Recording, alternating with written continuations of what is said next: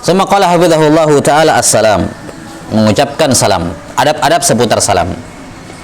Baik. Perkara yang pertama yang butuh diketahui berkenaan dengan salam adalah bahwa salam, memulai mengucapkan salam pada dasarnya hanya ditujukan kepada sesama muslim. Hanya ditujukan kepada sesama muslim.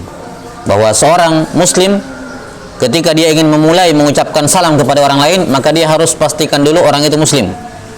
Orang itu apa? Muslim. Ya. Karena dilarang oleh Nabi sallallahu alaihi wasallam untuk mengucapkan salam atau memulai mengucapkan salam kepada apa? Orang kafir. Ya, la tabda'u apa? Al-musyrikin bisalam. Ya, atau la tabda'u ahlul kitab bisalam. Atau kama qala sallallahu alaihi wasallam. Ya, jangan memulai orang kafir dengan mengucapkan salam. Ya, jangan kamu yang mulai mengucapkan salam kepada orang-orang kafir tersebut. Kenapa? Karena salam adalah doa. Assalamualaikum. Ya. Keselamatan atas kalian. Kita akan jelaskan nanti. Maka selayaknya ketika dia ingin mengucapkan salam kepada seorang, dia pastikan dulu dia muslim. Bagaimana kalau dia tidak bisa pastikan dia muslim? Ya, maka yang paling afdal adalah tidak mengucapkan salam lebih dahulu. Dia ucapkan yang lain, selamat pagi kah atau yang semacamnya, kalau ada kemungkinan besar dia itu bukan muslim. Tapi kalau kita punya petunjuk, misalnya ada namanya ini nama-nama orang Islam, ya ternyata setelahnya orang Kristen, ya gitu ya, misalnya orang non muslim, maka tentunya tidak ada masalah. Ya, ini tidak melanggar karena dia punya korina bahwa namanya ini nama-nama Islam. Tapi pada dasarnya kalau tidak jelas, maka dianjurkan tidak mengucapkan salam. Kenapa? Karena ketika berjumpa atau berkumpul dalam suatu amalan kemungkinan melanggar dan mengamalkan sunnah, maka didahulukan apa? Didahulukan jangan melanggar. Yani kalau ada kemungkinan atau kalau ada amalan sunnah ini, sunnah. Tapi kapan saya salah, saya terjatuh dalam perkara yang dilarang, maka lebih afdal menghindari yang dilarang daripada mengamalkan sunnah. Jelas maksudnya ya? Iya. Jadi di sini memulai mengucapkan salam sunnah. Tapi kalau salah, ada kemungkinan salah dan kemungkinannya besar juga salah, maka dia akan terjatuh dalam perkara yang dilarang. Setidaknya itu minimal makruh. Maka apa? Lebih diutamakan dia jangan terjatuh ke dalamnya makruh daripada mengejar sesuatu yang sunnah. Kalau kita katakan kemungkinannya sama besar. Iya. Taib. Karena itulah dipastikan terlebih dahulu dia muslim. Kalau tidak, maka dia ucapkan salam yang lain ya, dari dengan bahasa Indonesia selamat pagi dan semacamnya. Taib. Sebelum kita lanjut menyebutkan adab-adab seputar salam di sini, apa itu assalam? Ketika dikatakan assalamu alaikum, para ulama di antaranya Ibnu Al-Qayyim rahimahullahu taala menyebutkan dua makna dari assalamu alaikum. Makna yang pertama, assalam bermakna assalamah, keselamatan, yakni mengandung makna doa. Assalamu alaikum yakni semoga engkau selamat. Semoga engkau apa? Selamat. Semoga keselamatan senantiasa bersamamu. Ya, ini makna yang pertama. Makna yang kedua, assalam di sini adalah namanya Allah. Yani assalamualaikum, yani Allahu ma'akum. Allah assalam senantiasa bersama kalian. Allah assalam senantiasa bersama kalian. Dan dari dua makna ini, assalamualaikum yani keselamatan atas kalian, makna yang pertama. Makna yang kedua, Allah assalam senantiasa bersama kamu. Yang lebih ablag, yang lebih dalam maknanya adalah yang kedua. Karena kan Allahnya langsung dikatakan assalamualaikum, yakni Allah yang memiliki nama assalam senantiasa bersama kalian, dan itu lebih luas cakupannya dibandingkan sekedar apa? Keselamatan. Jelas sampai sini? Lebih luas kandungannya dibandingkan keselamatan atas kalian.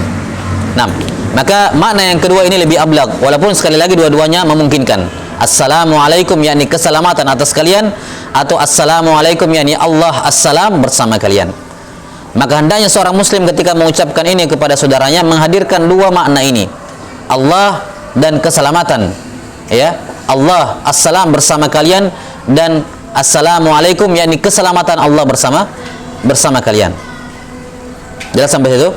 Ya, karena itulah tadi tidak dibenarkan memulai mengucapkan salam kepada orang kafir, karena itu doa keselamatan, dan orang kafir tidak selamat di akhirat, di dunia dan di akhirat.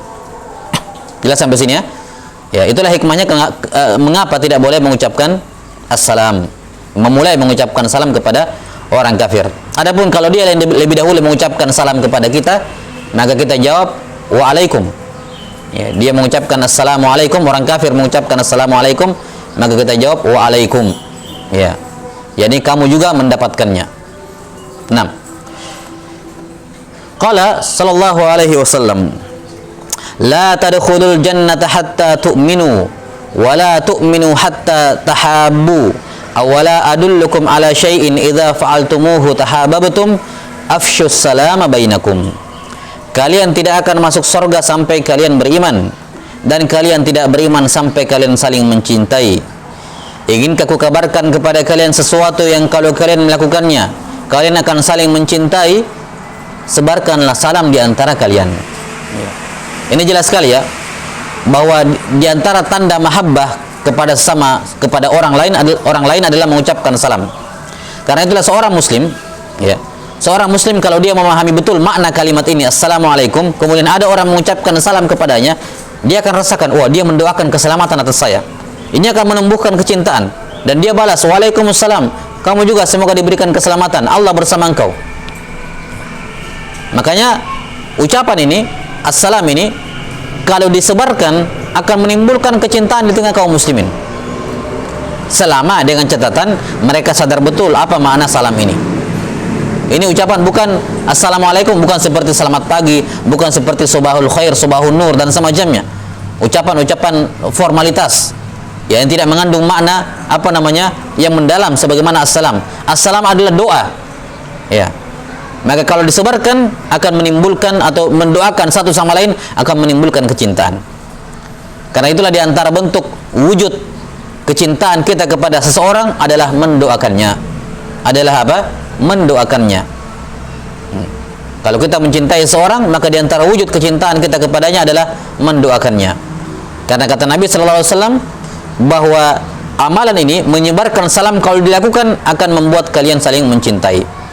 Dan ini menunjukkan kepada kita bahwa salam merupakan sebab masuk surga. Mengucapkan salam dan menjawab salam merupakan sebab masuk surga. 6. Karena dikatakan salam menjadi sebab datangnya kecintaan, dan kecintaan menunjukkan tanda dia beriman, dan keimanan akan mengantarkan seorang ke dalam surga. 6. Wallahu ta'ala alam bissawab. Taib, apa hukum mengucapkan salam?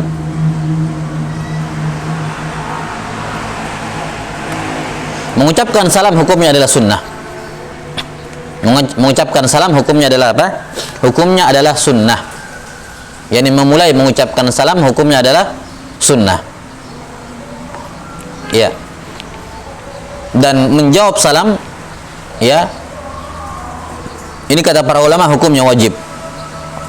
Ya, hukumnya adalah wajib. 6.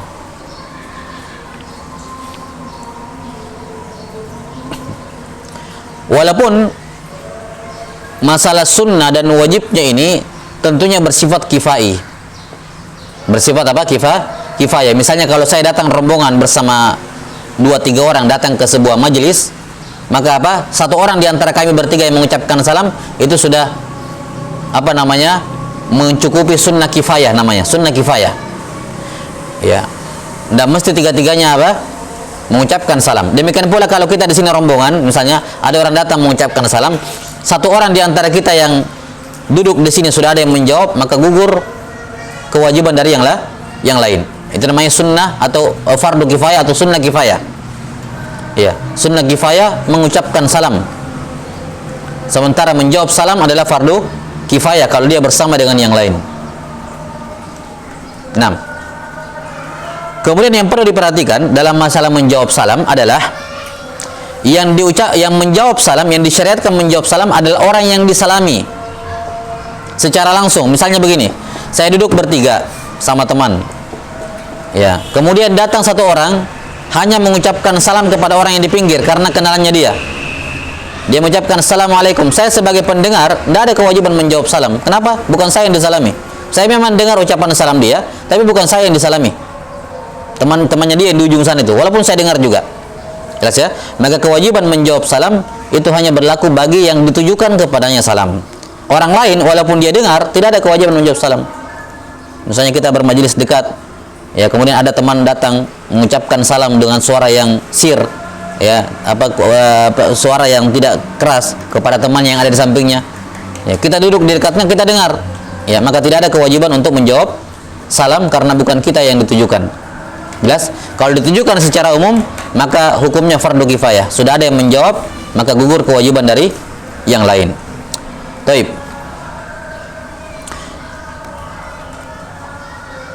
Kemudian kata beliau, hafizahullahu taala, su'ilan nabiyyu sallallahu alaihi wasallam ayyul islami khair.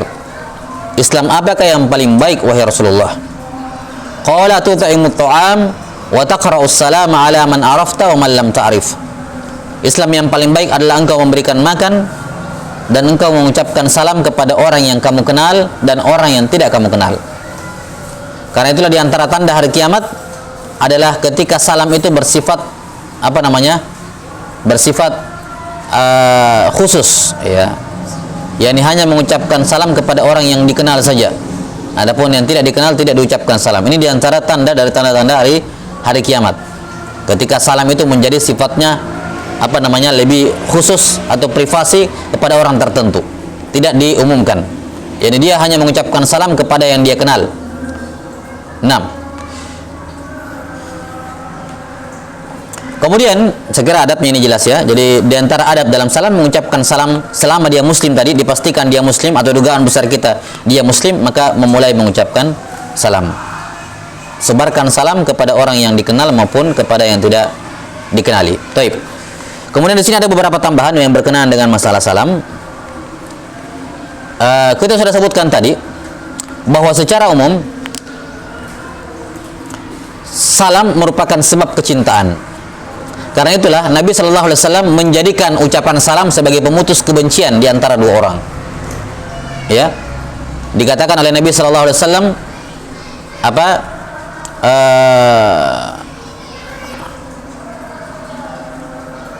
la yahillu li muslimin an yahjura akhahu fawqa salas. Ya, tidak boleh seorang muslim itu, tidak halal seorang muslim memusuhi, mendiamkan saudaranya lebih dari tiga hari. Ya. Kemudian dikatakan yaltaqiyani fayuridu hadza wa yuridu hadza. Di mana ketika mereka berjumpa, satunya hadap kanan, satunya hadap kiri, yakni masing-masing membuah muka. Kemudian dikatakan wa khairuhum alladzi yabda'u bisalam. Dan yang terbaik di antara keduanya adalah yang pertama kali mengucapkan salam. Yakni ketika dia sudah mengucapkan salam kepada saudaranya dan saudaranya menjawab, maka ini sudah memutuskan siklus 3 hari itu. Setidaknya dia sudah keluar dari dosa. Ya. Maksudnya jangan ketika berjumpa membuang muka. Jadi yang dimaksudkan tidak berbicara dengan lebih dari 3 hari dengan saudaranya, yakni bukan karena memang tidak pernah berjumpa, melainkan karena permusuhan. Ya kan? Kalau orang tidak ngobrol karena memang tidak berjumpa, tidak ada masalah tentunya. Tapi yang dimaksud di sini tidak boleh menghijrai, tidak boleh meninggalkan, memboikot saudaranya lebih dari 3 hari, ya, yakni karena dasar permusuhan. Sehingga kalaupun ketemu tidak saling mengucapkan salam. Kapan lebih dari 3 hari lantas meninggal, maka keduanya tidak akan ngumpul di satu tempat. Yakni salah satunya di neraka, salah satunya di surga. Ya, kalau 2 orang saling memboikot lebih dari 3 hari. Maka cara memutuskan 3 hari ini supaya keluar dari dosa adalah mengucapkan salam. Mengucapkan salam. Iya. Dan mungkin pada awalnya cuma salam, tapi ketika sudah salam kemudian dijawab, itu sedikit demi sedikit akan menghilangkan melunturkan perselisihan di antara mereka. Karena itulah suatu tindakan yang tindakan yang salah besar ketika seorang ada iskal dengan kawannya, dengan saudaranya, dengan orang-orang di dekatnya, kemudian semakin menjauh, ya tidak akan bisa selesai. Jelas sampai sini tidak akan selesai kalau tidak bertemu. Maka ketika dia bertemu, minimal mulai dengan salam, dijawab dengan salam, maka sedikit demi sedikit akan memudar dengan izin Allah Subhanahu wa taala. Jelas? Maka justru kalau dia merasa lebih baik dibandingkan saudaranya, selayaknya dia yang memulai salam. Yani, saya ada masalah dengan fulan, tapi saya lebih baik dibanding, misalnya dia ingin menjadi lebih baik dibandingkan saudaranya. Ya sudah, buktikan kamu lebih baik, yaitu kamu mulai mengucapkan salam kepadanya. Ya. Jangan cuma mengatakan saya yang benar, dia yang salah. Kemudian selesai. Ya, karena dia yang salah, dia yang harus mulai. Enggak. Kalau memang kamu yang benar, berarti kamu lebih baik. Dan kalau kamu lebih baik, kamu yang mulai mengucapkan salam. Kata Nabi sallallahu alaihi wasallam, "Wa khairuhum alladzi yabda'u bisalam." Yang terbaik di antara dua orang yang berselisih ini adalah apa? Yang pertama kali mengucapkan salam.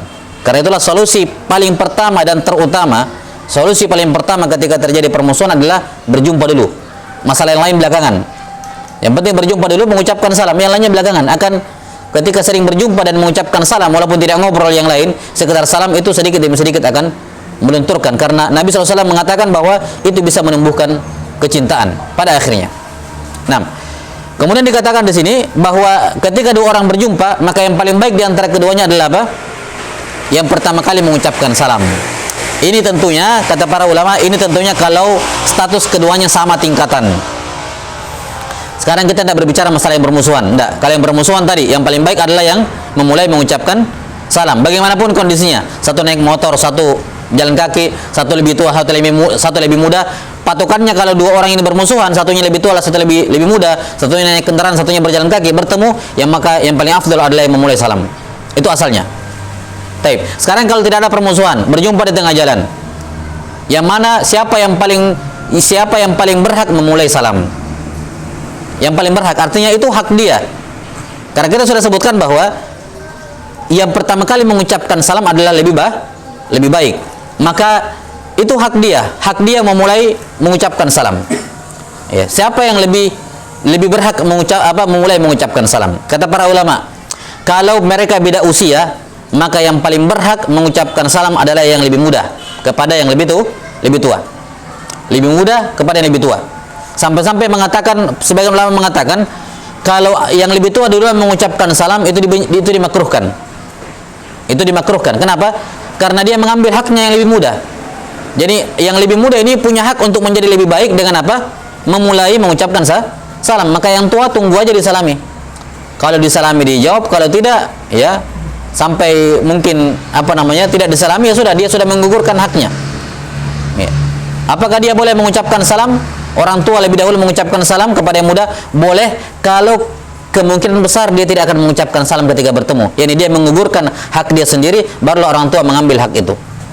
Jelas sampai sini. Adapun baru berjumpa, yang lebih tua duluan mengucapkan assalamualaikum, ini kata para ulama mengambil haknya yang lebih muda. Ini kurang bagus. Jelas sampai sini. Maka yang tua pada dasarnya yang muda lebih dahulu mengucapkan salam kepada yang tua. Ini kalau beda usia. Kemudian para ulama juga menyebutkan antara berkendara dengan berjalan kaki. Yang mana lebih berhak mengucapkan salam? Yang berkendara atau berjalan kaki? Kata para ulama, yang berkendara. Karena berkendara ini statusnya secara umum lebih di atas. Yani berkendara itu bisa menimbulkan ujub, kesombongan dan semacamnya, rentan ya, gitu. Kemudian sehingga ketika berjumpa dengan orang yang berjalan kaki, dianjurkan yang berkendara duluan mengucapkan salam untuk menurunkan menghindari hal yang tidak diinginkan berupa kesombongan. 6. Kemudian kalau ada dua rombongan sama-sama berjalan, ya, satunya lebih sedikit, 2 orang, di sini 5 orang. Ya, di sini 2 orang, di sini 5 orang, maka yang paling berhak, yang lebih disunnahkan memulai salam adalah yang lebih sedikit. Yang 2 orang mengucapkan salam kepada yang 5. Kenapa? Karena yang 5 ini lebih mulia, jamaah, lebih banyak. Maka yang 2 ini lebih dianjurkan, dia yang disunnahkan memulai salam kepada yang banyak orang, yang jamaah. Nah, taib, ini beberapa ahkam yang berkenaan dengan assalam. Wallahu ta'ala alam bisawab. Nah, naktafi bihadzal qadar wal ilmu indallah. Nas'alullah ta'ala yu'allimana mimma yanfa'una wa ay yanfa'ana bima 'allamana innahu waliyyu dzalika wal qadiru alaih. Subhanakallahumma bihamdik asyhadu an la ilaha illa anta astaghfiruka wa atubu ilaik. Alhamdulillahirabbil alamin. Wassalamualaikum warahmatullahi wabarakatuh.